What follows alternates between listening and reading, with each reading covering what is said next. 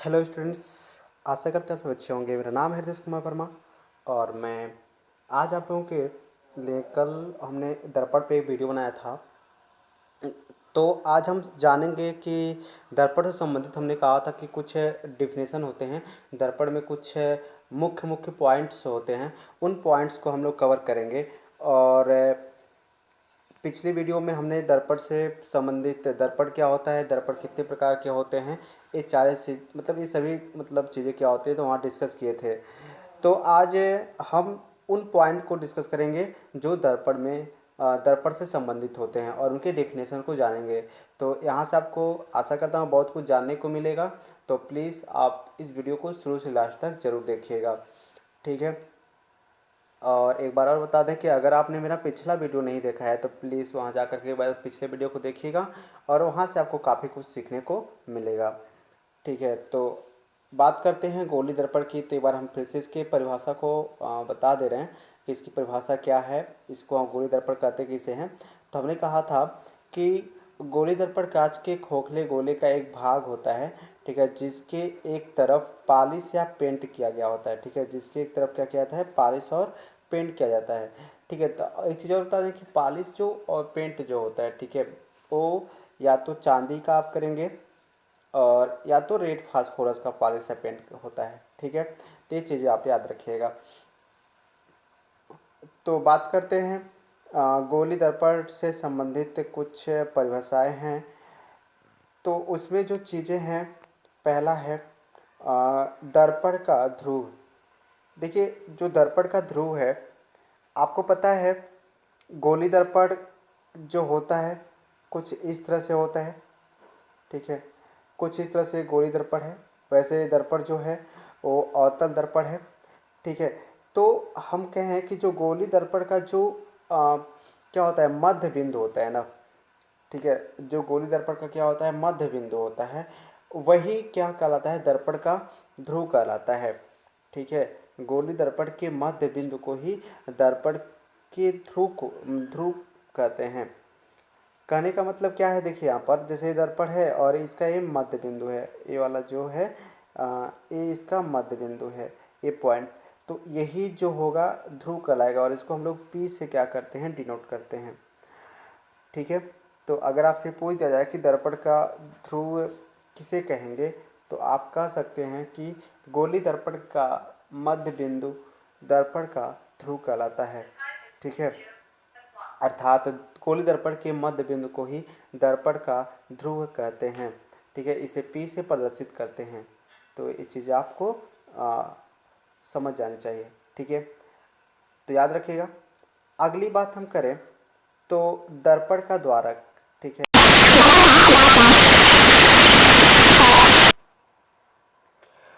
तो दर्पण के द्वारक की अगर बात करें, ठीक है, गोली दर्पण का जो द्वारक होता है वो क्या होता है। तो आप देखिएगा जो गोली दर्पण होता है, ठीक है, ये आपका एक गोली दर्पण है, ठीक है, ये आपका क्या है, गोली दर्पण है। तो जो इसका ये आपको पता है, ये वाला जो है परावर्तक सतह है, एक सेकेंड,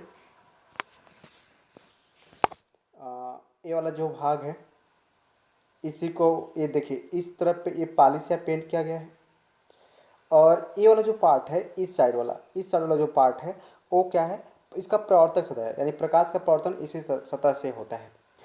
तो गोली दर्पण का जो द्वारक होता है वो परावर्तक सतह के व्यास को ही हम लोग क्या कहते हैं, गोली दर्पण का द्वारक कहते हैं। मतलब देखिए इस परावर्तक सतह की कितनी व्यास है, ठीक है, इसकी लंबाई कितनी है, यही क्या कहलाता है, दर्पण का द्वारक कहलाता है, ठीक है। तो यहाँ पर आप फिगर देख रहे होंगे। तो इस फिगर में जो आप देख रहे हैं ये आपका जो है अवतल दर्पण है और इसमें जो गोली दर्पण का द्वारक है ये आपका गोली दर्पण का द्वारक है और ये आपका उत्तल दर्पण है, तो इसमें भी ये गोली दर्पण का द्वारक होगा, ठीक है। तो आई होप आप इसे समझ गए होंगे। चलते हैं अगली तरफ। तो अब यहाँ देखिए वक्रता केंद्र। तो वक्रता केंद्र क्या किसे कहेंगे आप, तो सिंपल आप समझिएगा कि वक्रता केंद्र किसे कहेंगे। तो आपको सिंपली आपको पता है कि गोली दर्पण जो बना होता है कांच का एक खोखला गोला होता है। तो आपको ये भी पता होना चाहिए कि जब गोला है तो उसका कहीं ना कहीं केंद्र होगा, ठीक है। तो यही जो केंद्र है इसी का नाम यहाँ दर्पण में हम लोग कर देते हैं वक्रता केंद्र। इसको सी से हम लोग क्या करते हैं, डिफाइन करते हैं। तो कहने का मतलब क्या है कि इसको डिफाइन आप कैसे करेंगे, तो ऐसे कर सकते हैं, गोली दर्पण जिस कांच के खोखले गोले का एक भाग होता है उसके केंद्र को दर्पण का वक्रता केंद्र कहते हैं, ठीक है। तो जैसे आपको पता है कि गोली दर्पण जो है वो कांच के खोखले गोले का एक भाग होता है, तो उस खोखले गोले का क्या होगा, केंद्र भी होगा, और उसी केंद्र को हम लोग क्या बोलेंगे, दर्पण का वक्रता केंद्र बोलेंगे, ठीक है। तो आई होप आप इसे समझ गए होंगे। गोली दर्पण कांच के जिस खोखले गोले का एक भाग होता है उसके केंद्र को दर्पण का वक्रता केंद्र कहते हैं, और इसे सी से क्या करते हैं, प्रदर्शित करते हैं, ठीक है। तो चलिए आगे चलते हैं। तो यहाँ पर देखिए, इस फिगर को देख लेते हैं कि यहाँ पर देखिए, यहाँ पर दोनों फिगर में देखिए, ये आपका क्या है, अवतल दर्पण है, और ये आपका उत्तल दर्पण है, ठीक है। तो अवतल दर्पण में अगर आप देखेंगे तो ये जो सी पॉइंट दिख रहा है आपको, ठीक है, ये जो सी पॉइंट दिख रहा है, यही जो सी पॉइंट है ना, वो क्या है, इसका वक्रता केंद्र है, ठीक है। ये क्या है, वक्रता केंद्र है, और इसमें इसका वक्रता केंद्र यहाँ पर है। तो आई होप आप इसे समझ गए होंगे। अब देखिए आगे बढ़ते हैं। अब यहाँ देखते हैं मुख्य फोकस की अगर बात करें तो मुख्य फोकस क्या होता है, ठीक है। तो देखिए, मुख्य फोकस की अगर हम बात करते हैं तो आप ऐसे भी समझ सकते हैं कि जैसे आपके पास कोई दर्पण है, हमने कहा कि ये हमारा अवतल दर्पण है, और आपको पता है कि अच्छा, मुख्य फोकस से पहले हम एक चीज़ और कवर कर लेते हैं, मुख्य अक्ष की बात कर लेते हैं, ठीक है। मुख्य अक्ष क्या होता है, ताकि चीज़ें आपको आसानी से समझ में आ जाए। अगर हम मुख्य अक्ष की बात करें तो मुख्य अक्ष आप कहेंगे किसे, दर्पण के वक्रता केंद्र, ठीक है, दर्पण के वक्रता केंद्र तथा ध्रुव को जो मिलाने वाली रेखा होती है वही क्या कहलाता है, मुख्य अक्ष कहलाता है। यानी दर्पण के वक्रता केंद्र तथा ध्रुव को मिलाने वाली रेखा को हम क्या बोलते हैं, मुख्य अक्ष बोलते हैं, ठीक है। जैसे हमने कहा कि ये क्या है, दर्पण का ध्रुव है, ये आपका दर्पण का ध्रुव है, और ये आपका वक्रता केंद्र है, यहाँ पर ये वक्रता केंद्र सी है। अब आप क्या कीजिए, इस ध्रुव को और वक्रता केंद्र को मिला दीजिए, ठीक है। तो इससे मिलाने जो ये रेखा बनी है, हमने कहा कि ये पॉइंट आपका जो P है और ए पॉइंट हमने कहा कि A है, तो हम कह सकते हैं कि PA जो है वो क्या है, मुख्य अक्ष है। तो आप इसको इस तरह से डिफाइन भी कर सकते हैं कि गोली दर्पण के ध्रुव तथा फोकस, ध्रुव तथा वक्रता केंद्र के केंद्र को जो मिलाने वाली रेखा होती है उसी को हम क्या कहते हैं, मुख्य अक्ष कहते हैं, दर्पण का मुख्य अक्ष कहते हैं। या ऐसे भी कह सकते हैं, गोली दर्पण के ध्रुव तथा वक्रता केंद्र से होकर जाने वाली रेखा को दर्पण का मुख्य अक्ष कहा जाता है, ठीक है। तो आई होप आप इसे समझ गए होंगे, ठीक है। फिगर भी देख लेते हैं। तो आप इस फिगर को देखिएगा, इस फिगर में तो जैसे आपको पता है ये वाला जो पॉइंट है वो क्या है, ध्रुव है, और ये वाला पॉइंट क्या है, वक्रता केंद्र है। तो इस पॉइंट से होकर जब ये रेखा हमने खींचा तो यही क्या कहलाएगा, मुख्य अक्ष कहलाएगा। अगर बात करें इस पॉइंट का, तो इस पॉइंट को आप देखें तो ये भी क्या है, मुख्य अक्ष है, और ये आपका ध्रुव है। तो इनको मिला दीजिए तो यही क्या हो जाएगा, दर्पण का वक्रता, दर्पण का मुख्य अक्ष हो जाएगा। तो आई होप आप इसे अच्छी तरह से समझ गए होंगे, ठीक है। चलिए अब हम बात करते हैं अभिलंब की। देखिए यहाँ पर एक टॉपिक और है, अभिलंब। तो अभिलंब की अगर हम बात करें तो गोली दर्पण के किसी बिंदु को वक्रता केंद्र से जो मिलाने वाली रेखा होती है उस बिंदु पर क्या कहलाता है, अभिलंब कहलाता है, ठीक है। अब देखिए, गोली दर्पण का कोई भी बिंदु है, ठीक है, गोली दर्पण का कोई भी जो बिंदु है वो वक्रता केंद्र से जो मिलाने वाली रेखा होती है, ठीक है, वक्रता केंद्र से मिलाने वाली जो रेखा होती है उस बिंदु पे अभिलंब होता है, ठीक है। अब बात समझिए, हमने कहा कि ये आपके एक गोली दर्पण है, ठीक है, एक गोली दर्पण है, और ये आपका क्या है, सी पॉइंट, ये आपका वक्रता केंद्र है। तो आप एक काम करेंगे अगर कि गोली दर्पण के किसी, यहाँ देखिए लिखा हुआ गोली दर्पण के किसी बिंदु से, हमने कहा कि गोली दर्पण पे एक बिंदु, एक पॉइंट है, एक बिंदु है, तो अगर आप इससे इस पे क्या करते हैं, इसको मिलाते हैं, तो ये क्या कहलाएगा, अभिलंब कहलाएगा। हम ये नहीं कहना कि सिर्फ यही अभिलंब होगा, आप इस पॉइंट को अगर इससे मिला दीजिए तो ये भी क्या होगा, अभिलंब होगा।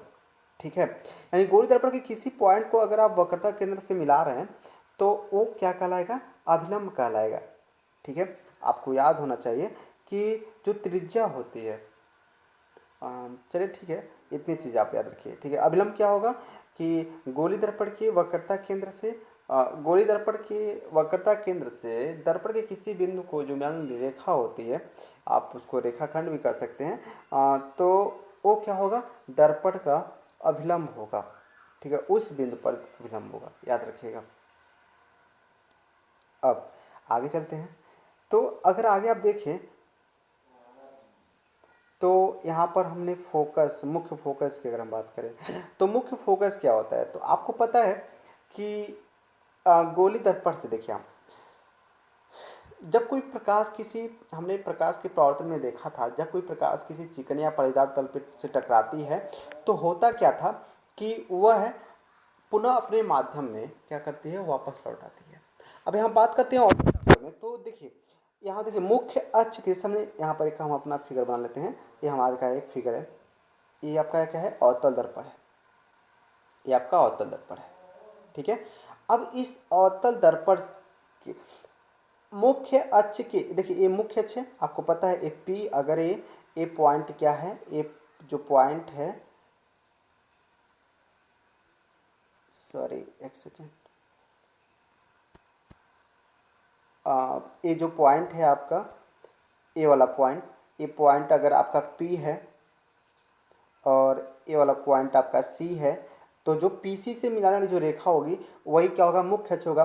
और मुख्य अक्ष के समांतर जब कोई रेखा जाती है ना, तो दर्पण से टकराने के बाद ये मुख्य अक्ष से होकर ही जाती है। ठीक है, जैसे मान लीजिए रेखा ऐसे गई और दर्पण से टकराई तो कुछ ऐसे निकल आती है, इसी तरह और भी जो रेखाएं हैं ऐसे जाएंगी और दर्पण से टकराने के बाद मुख्य अक्ष से होकर ही जाएंगे। तो याद रखिएगा कि ये जो पॉइंट है जहाँ से ये रेखाएं होकर जा रही हैं, इसी पॉइंट को क्या बोलते हैं, मुख्य फोकस बोलते हैं। समझ में आ गया? तो आप इसको डिफाइन कैसे कर सकते हैं, देखिए ये दोनों दो तरह से डिफाइन। अच्छा, इसमें देखिए अगर इसकी बात करें तो इसमें क्या है, मुख्य अक्ष के समांतर चलने वाली प्रकाश किरणें, ठीक है, दर्पण के जिस बिंदु से होकर जाती हैं उसे दर्पण का मुख्य फोकस या फोकस कहते हैं। अच्छा, ये तो हो गया अवतल दर्पण की बात। अब उत्तल दर्पण की अगर बात करें तो अब देखिए उत्तल दर्पण की अगर हम बात करते हैं तो उत्तल दर्पण में आपको पता है ये आपका उत्तल दर्पण है, इसमें पॉलिश या पेंट दबे हुए तल पे होता है। ठीक है, और परावर्तक तल जो होता है वो क्या होता है, चिकना होता है। तो यहाँ पर अगर देखिए तो कुछ इस तरह से है। तो जैसे आपको पता है कि जो अगर हम इधर से प्रकाश, देखिए प्रकाश हमेशा बाएं तरफ से ही डाला जाता है। ठीक है, तो प्रकाश को अगर हम इधर से डाल रहे हैं तो ये प्रकाश जब इससे टकराएगा इस दर्पण से तो ये क्या होगा, कुछ इस तरह से ऐसे निकल जाएगा। ठीक है, इस सॉरी ये इस तरह से ऐसे चला जाएगा। सेम इसी कंडीशन में अगर इसको इस तरह से भेजा जाए तो ये टकराने के बाद कुछ इस तरह से हो जाता है। ठीक है, आगे आप पढ़ेंगे। तो अब देखिए रियल में एक गया ऐसे, अब हुआ क्या कि आपको अगर इसको हम आगे की तरफ ऐसे बढ़ाएं, ऐसे हम बढ़ा रहे हैं आगे की तरफ तो कुछ इस पॉइंट पे मिल रहा है, और इसको हम अगर आज ऐसे बढ़ाएं तो कुछ इस पॉइंट पे मिल रहा है। ठीक है, तो देखिए अब ये जो प्रकाश किरणें हैं, ये जो प्रकाश किरणें ऐसे जा रही हैं, ये लग क्या रहा है कि ये जो प्रकाश किरणें इस पॉइंट से आ रही हैं, इस पॉइंट से। ठीक है, ये जो पॉइंट है इस पॉइंट से ये प्रकाश किरण आ रही है, ये प्रकाश किरण लग रहा है कि इस पॉइंट से आ रही है। ठीक है, तो यहाँ देखिए कि यहाँ पर ये मुख्य अक्ष से आती हुई किरणें प्रकाशित हो रही है। ठीक है, ये दोनों किरणें जो थी, ये किरणें और ये किरणें दोनों मुख्य अक्ष से आती हुई प्रतीत हो रही हैं।